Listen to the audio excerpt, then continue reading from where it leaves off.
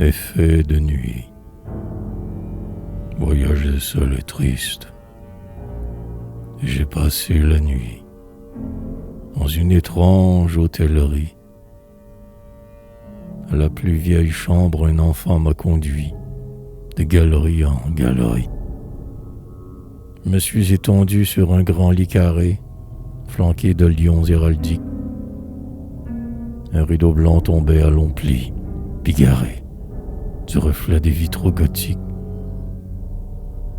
J'étais là, recevant, muet et sans bouger, les filtres que la lune envoie, quand jouait un murmure, un froissement léger, comme fait l'ongle sur la soie.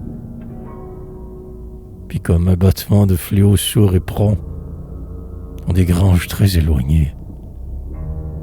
Puis on eût dit, plus près, là des bûcherons, tour à tour lançant leur cognée.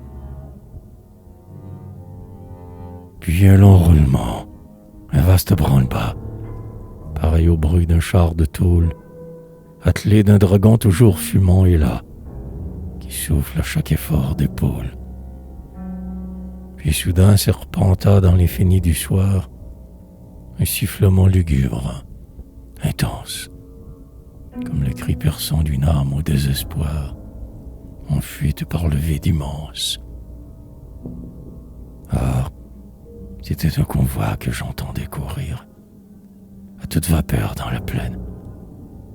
Il passa, laissant loin derrière lui mourir son fracas et sa rouge haleine.